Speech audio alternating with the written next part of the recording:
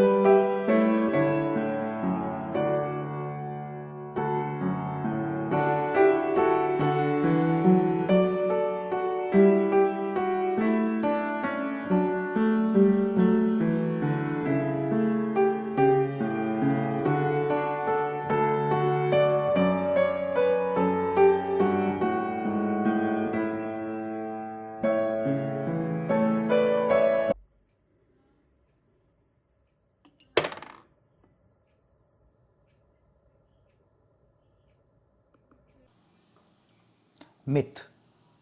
Other than a rare exception, ancient Indian rulers never conquered any foreign region outside South Asia. The reality? Multiple Chinese, Tocharian, Turkic, Arabic, Pahlavi, Sanskrit texts speak about various Indian rulers who made conquests abroad. One such Mauryan conquest and annexation was of the vast East Turkestan or modern Xinjiang province of China.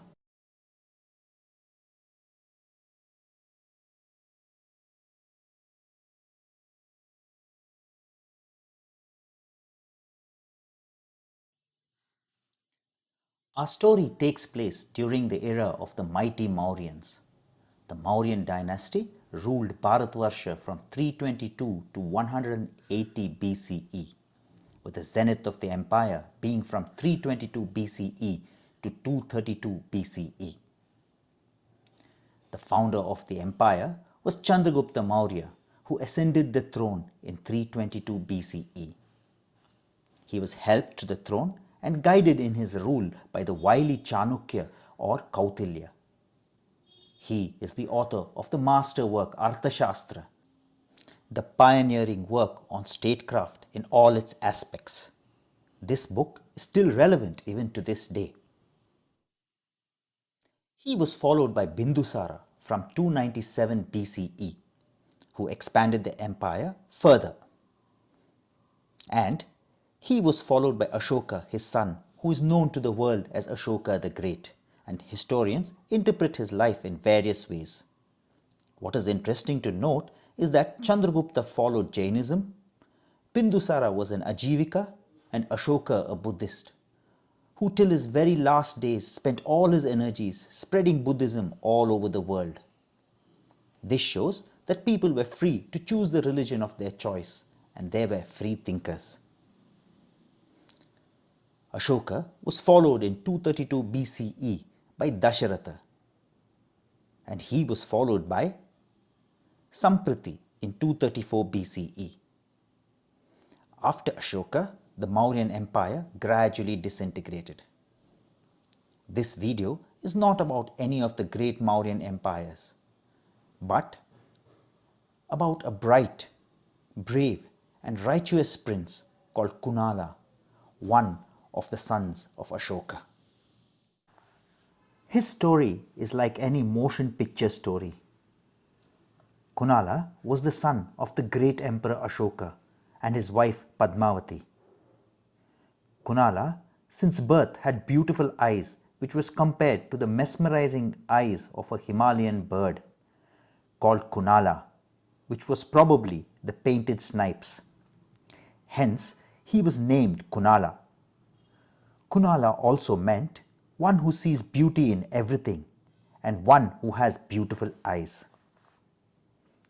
Kunala's mother died when he was an infant and was brought up by another wife of Ashoka.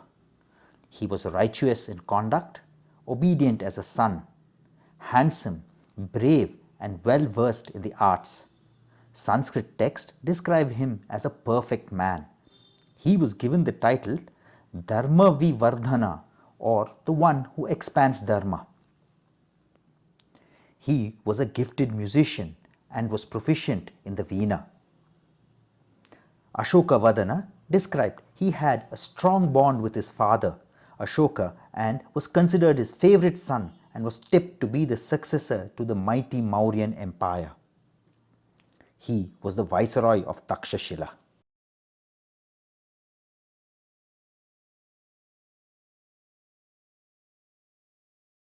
During the middle of Ashoka's reign, there were disturbances in various parts of his empire. Takshashila, near modern-day Rawalpindi in Pakistan, also experienced a fierce revolt. When Ashoka was young, he too had put down a similar revolt at Takshashila. This time, it fell upon Kunala to put down this revolt at Takshashila.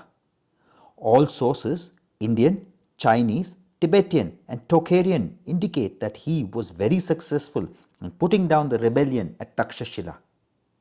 He also proved to be an extremely popular viceroy. Legends of his reign continued 650 years after his rule in the Gandhara region. This video is the story of Kunala's conquest of the modern Xinjiang province of China. We will traverse the route and land that Kunala and his army took and understand the enormity of the conquest. In the process, we will also learn about the tragic story of Kunala, the prince who could have been an able successor to his father Ashoka. Strange are the ways of life.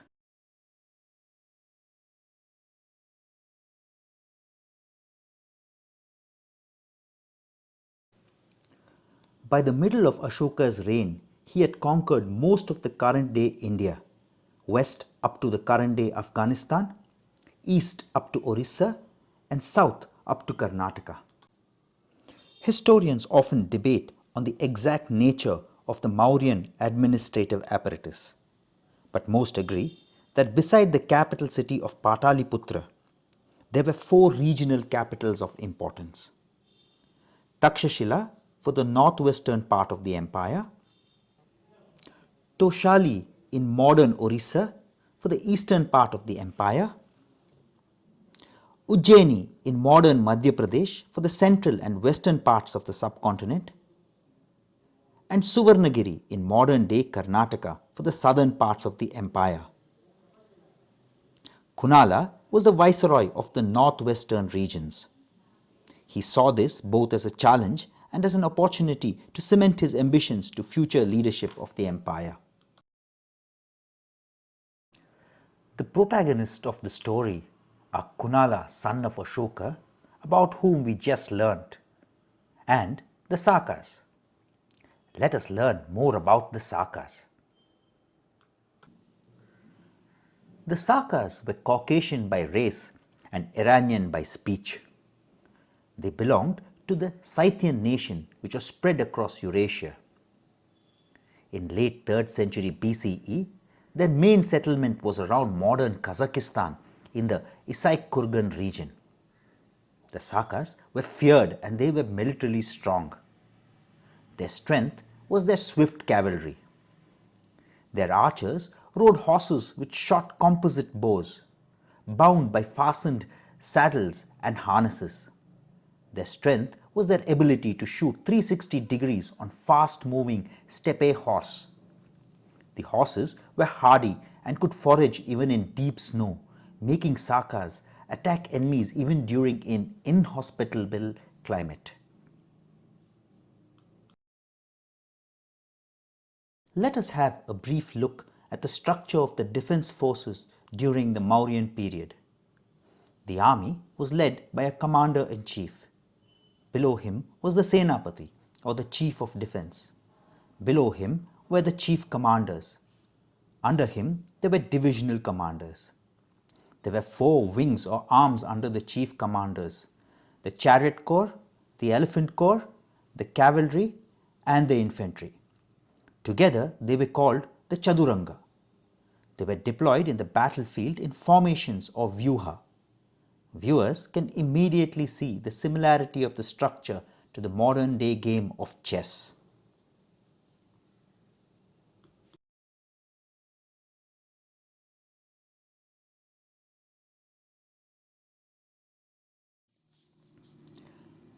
Information about the weapons used by the Mauryan army can be obtained from various sources.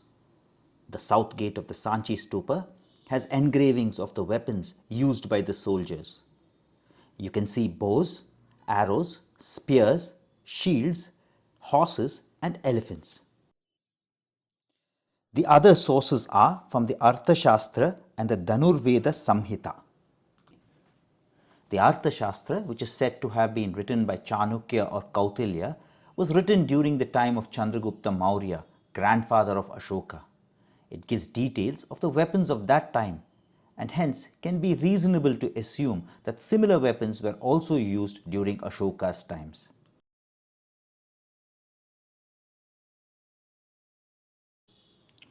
Archers, as can be seen from the reliefs at Sanchi, did not carry shields. They wore bracers to protect their arms from friction from the string when using their bows, and they may also have worn some form of protection for their fingers. It was probably made of leather. The bows were as long as the men, and according to Arrian, the archers supported them with their left foot when they fired arrows. Herodotus mentions Indians wore garments of cotton, and Sanchi reliefs portray most warriors bare-chested. Some figures on the relief seem to be wearing some sort of armor covering their abdomen and back. Other weapons were also used like spears, mace, discus.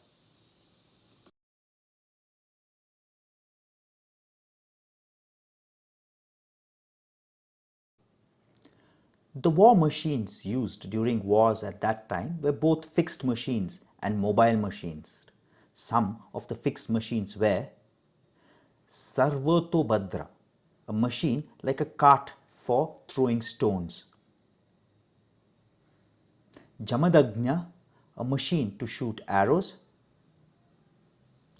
Bahumukha, a tower for archers, from which many holes were there from which they could shoot; Yanaka, a rotating machine to throw logs. Many mobile weapons were used like Panchilaka, a wooden plank studded with nails and placed in a moat; Mosalaya Yasti, a pike; Mudgad, a hammer; Gada, a mace; and Asfatima, a catapult. Many other weapons were also used during this time. The exact weapons used will probably not be known, but the Arthashastra mentions numerous weapons, and it was written a little before Ashoka's time, and hence it is reasonable to assume similar weapons could be used during Kunala's war. For more information on weapons of that time, kindly do refer to the Arthashastra.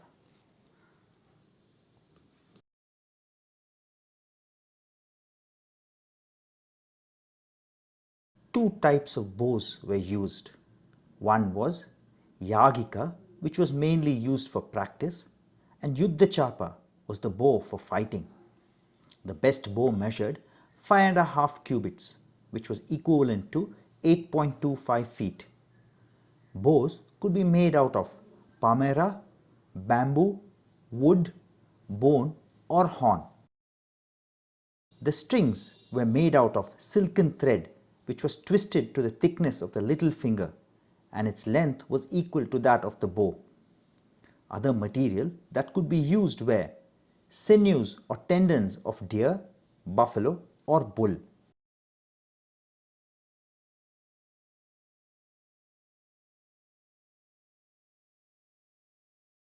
Different types of arrowheads were used in war. They were called ardhachandra or crescent. This could cut through the enemy's head, neck, and bow. The cow's tail or gopucha was good for general aim. There existed different types of gopucha arrowhead, which were made of sapless wood and had a thorn of 3 angula or 7.62 centimeters in length fixed at its tip. It could also be made by putting up an iron thorn at the place of the arrowhead. The Suchimuka could pierce the armor of the enemy. The Bhalla or spear-shaped head could pierce the enemy's heart.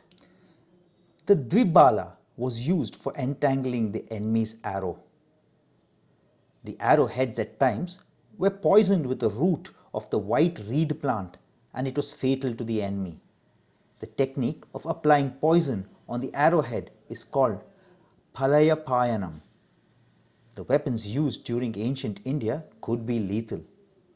Many other arrowheads have also been described in various other texts.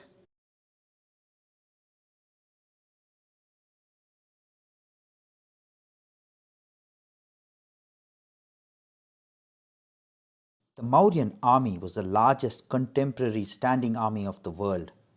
As per estimates provided by Greek writers, the total size of the army was around 600,000 infantry, 30,000 cavalry or soldiers on horsebacks, and 900 war elephants. With this kind of army, no wonder Kunala could have thought about expanding his boundary beyond their empire. We can trace the entire route taken by Kunala from Bharatvarsha to East Turkestan by following the route of a Chinese pilgrim, Faxian, who travelled from China to India via East Turkestan centuries later around 400 CE. He mentions geographical markers which are associated with the Kunala Mauryan period.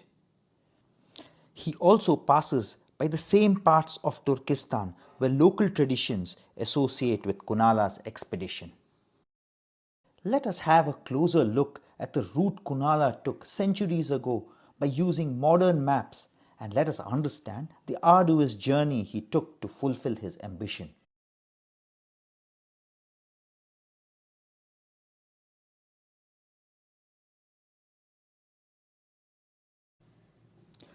Kunala launched his expedition from Takshashila, which was then part of the Gandhara region comprising modern northwestern Pakistan and eastern Afghanistan. From Gandhara, he headed north into the Udhyana region corresponding to the Swat Valley of modern northern Pakistan. Then, turning eastwards, he marched into Gilgit region in the extreme north of the subcontinent. Here, the Mauryan army camped for a while on the banks of the river Sindhu. Its engineering units advanced further northeast towards the death-defying slopes of the glaciated Karakoram mountains. Their brief was to construct pathways, roads and bridges. They functioned as modern sappers' regiment, building military infrastructure in advance for an army to pass.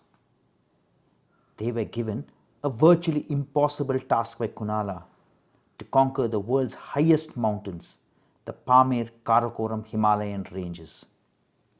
They had to break through this ancient natural wall of India and build a road between Bharatvarsha and the desolate plains of Central Asia. Evidences and tales of this mammoth, unbelievable infrastructure building exercise survived over 6 centuries till the time of Faxian, who described them in detail in his account. The Mauryan sappers of Kunala's army first built a rope bridge across the fast-flowing Sindhu with its treacherous steep banks. Then they scraped and smoothened the surface of the cliffs, a standard military engineering procedure for avoiding landslide and loose rocks. The infrastructure would have taken months to build. Once completed, Kunala's Mauryan army crossed the river Sindhu and marched towards the steep slope of Karakoram for around 20 days. After this march, they arrived in the land of the Dardas, which corresponds to the Skardu district of modern-day Baltistan. Then they carved out around 700 steps vertically for ascent and descent. Faxian mentions descent as he was crossing the mountain into India. Remember, Faxian was coming from the opposite direction from China towards India, whereas the Mauryan army was going from India towards China. Faxian and his companions took around 15 days to cross the mountain on foot. Given that the Mauryan army would have consisted of several contingents and military provision vehicles, navigating the steep cut road 6 centuries earlier would have taken more time for them. To understand the achievement of the Mauryan sappers, let us quote Faxian in full. At the base of the Karakoram mountains is a river called Sindoor, that is the river Sindhu. Men of old days have cut away the cliff so as to make a passage and have carved out against the rock steps for descent altogether 700 in number. Having passed this, there is suspended across the river a bridge of ropes by which travellers pass over it. From one side of the river to the other it is 80 paces. On enquiry, men of these lands agree in saying that according to an ancient tradition, shamans from India carried the sacred books of the Buddha across the river and towards China, 300 years after the nirvana of Buddha.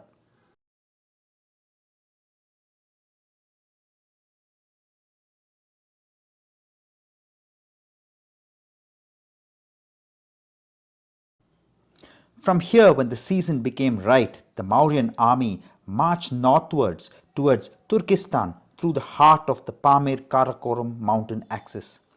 This march took over a month.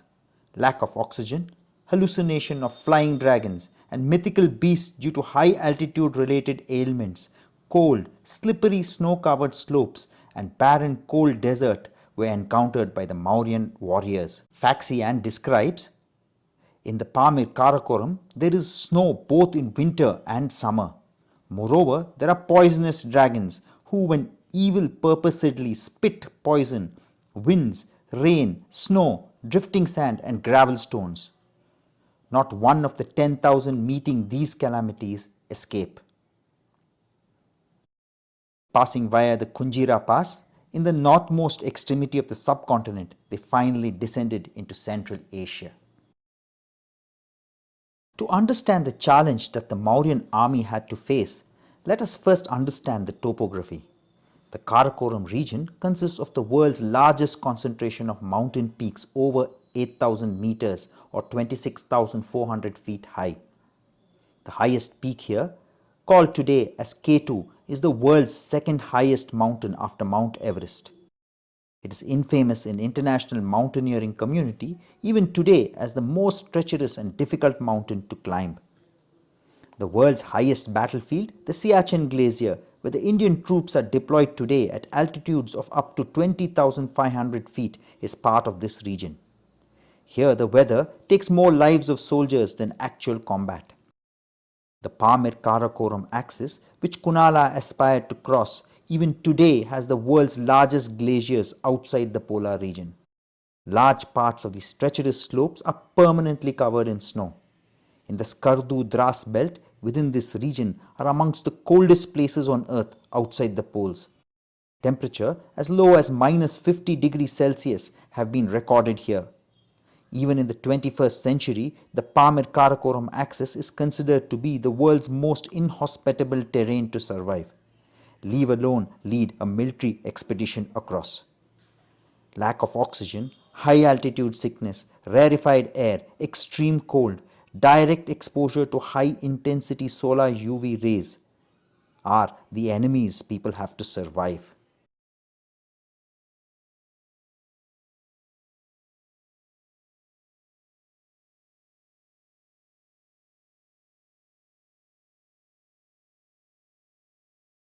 From the Kunjera Pass, Kunala marched northwards, skirting the foot of the Pamir peaks into the Taxkorgan Tajik Autonomous County in the modern southwest Xinjiang.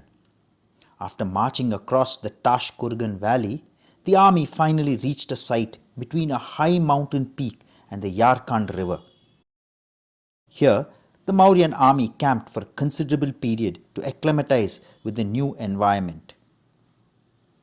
Faxian mentions that the plants, trees and fruits available here were completely different to that in the Indian subcontinent, south of the Pamir Karakoram. We have evidence of significantly long camping of the Mauryan army in this region, called the Kaipan To by the Chinese texts of the 7th century.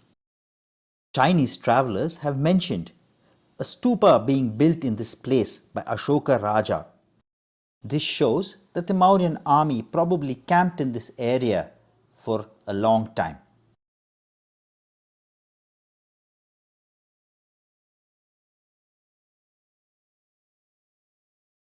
After acclimatizing to the Central Asian environment on the banks of the Yarkand, Kunala marched ahead northwards into the modern Yarkand county of Xinjiang. Here, they finally descended into the Tarim Basin and arrived after a few days' march at the western extremity of the Taklamakan Desert. The desert is 337,000 square kilometers in area and is the world's second largest shifting sand desert. Over 85% of its area is made up of shifting sand dunes ranging in height from 60 feet to 300 feet. In local tradition, this desert is called a place of no return, a desolate, barren expanse of sands that constantly shift, causing illusionary mirages to thirsty and starved travelers. Temperatures range from minus 20 degrees Celsius to 40 degrees Celsius at various times of the year. Kunala reorganized his army to adapt to the changed geographical and climatic conditions. At the northern and southern edges of the Taklamakan, there was a string of oases which made habitation and a march of an army possible. At the northern edge, a route passed through Kashgar, Aksu, Kucha. In the southern edge, it passed through Khotan, Keria and Miran. Both these routes in later years became part of the famous Silk Route. Kunala then marched forward in the northeastern direction to the edges of the deadly Taklamakan towards Kucha or modern Kuka county in Aksu area of Xinjiang province. This region lies in modern northwestern Xinjiang bordering the Central Asian countries of Kyrgyzstan and Kazakhstan.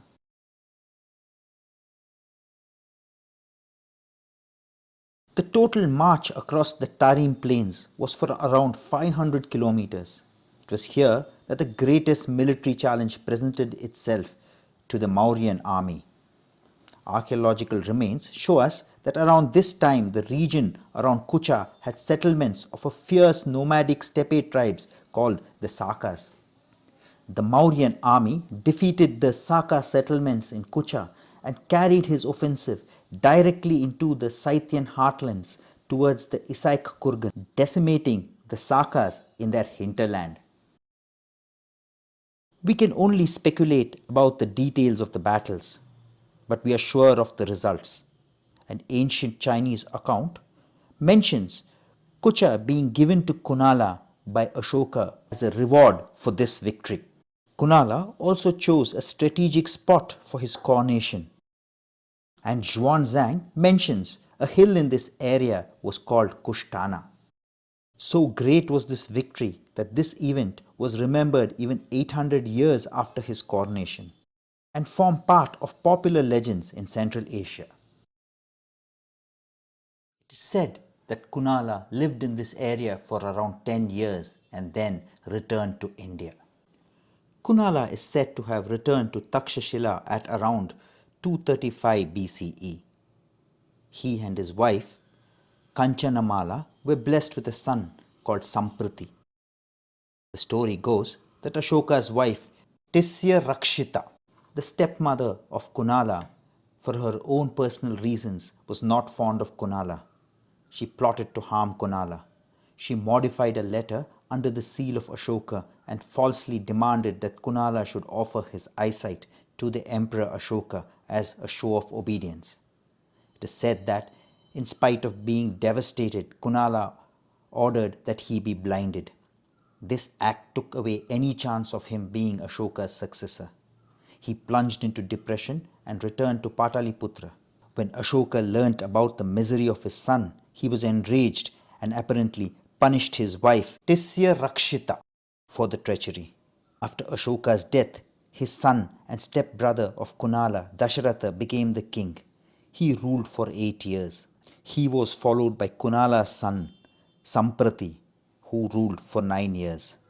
Over the next few years, the Mauryan Empire went into decline, and finally, around 185 BCE, Pushyamitra Shunga came to power and established the Shunga dynasty. What happened to Kunala in the last few years of his life? There are contradictory theories. One suggests he went back to the conquered province of Turkestan and Khotan.